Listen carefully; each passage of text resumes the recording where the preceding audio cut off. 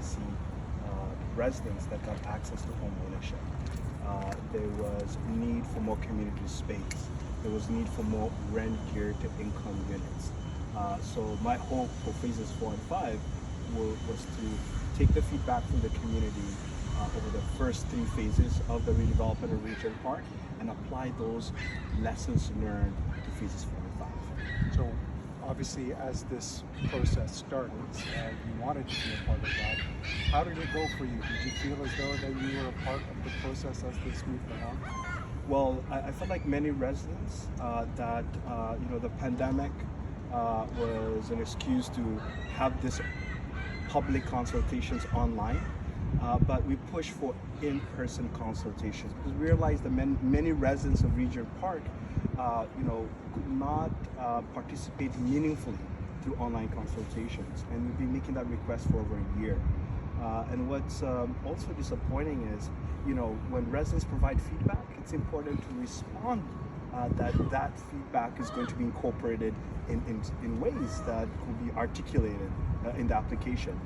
We did a very, very intense study of the needs of space. So the community building working group of the social development plan worked with Tridel and Toronto Community Housing to inform the community facilities and services report.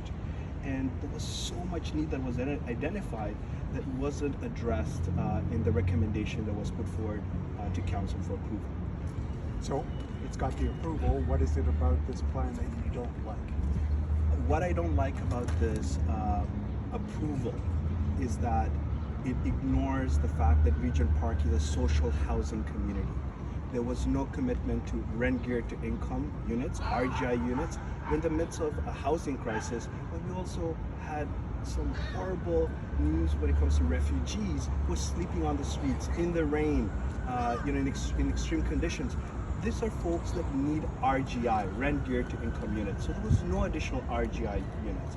The other issue that I have with this application is that it doesn't even commit to the definition of affordable housing based on the city's own bylaws, specifically OPA 558, which describes affordable housing as one that's based on income, not based on market. And that's the problem. I don't think anyone in Regent Park can afford to pay 80% of $3,000 for 1 bedroom, right? So that was a complete neglect of the bylaws of the city, but most importantly, Toronto Community Housing is a subsidiary of the city and should be following the city's lead when it comes to the definition of affordable housing. So on the surface, 600 plus affordable units, you're not seeing them the same way that they're being presented. Yeah, I'm wondering who they're building housing for. Are they building it for those that are on the 80,000 waiting list for Toronto Community Housing, or are they building it for folks who have a lot more disposable income and are trying to enter the housing market or are trying to get more affordable rental? But it's not affordable for the majority of people.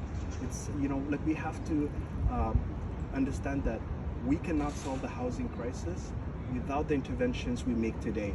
These are homes that are going to be built in the next decade, if not more. So a decade down the road, we're going to ask the important questions: is who is able to access housing in Regent Park? The other issue that I read in your letter was around the amount of time. Exactly, the tenure. So Yes. talk about that. So what was so surprising was we heard at the executive committee of City Council that the current policies, whenever they find additional money, they put it into the affordable housing that's 80% of market, not rent geared to income. And that affordability is also limited to a specific tenure of time. It could be 10 years, it could be 25 years. In the application that was put forward, that was approved, was 40 years. And I will argue for social housing, we should follow the motions and the traditions the city had of making sure it was affordable for 99 years or in perpetuity. We can't just be building social housing and then transferring it to the private market. That is irresponsible, not transparent, and an insult to the residents of Toronto, because we are actually creating another crisis down the road. Anything I didn't touch on? The only thing that I wanted to add is I hoped that our new mayor, Olivia Chow, will have intervened at the city council meeting yesterday, and it was her first, and there was an important announcement related to gender-based violence, which is so important. I know she took the leadership of lobbying the federal government to secure more funding for refugees.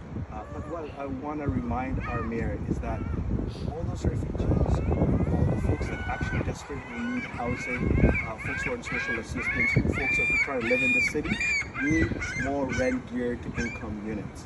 And I want to challenge our mayor to lobby and advocate to build more RGI units in our city, especially in Regent Park, because we don't want to lose the community that we have. Gotcha. He needs a couple of extra shots of the two of us. Sure. Well, I mean, that's something that she has talked about. Yeah. She certainly campaigned on. Public built Toronto. Well, yeah, the example of housing being built by the city of Toronto, I think is important. You know, we need action, not rhetoric, right? A lot of people have been waiting for action for so long. I've never seen it this bad.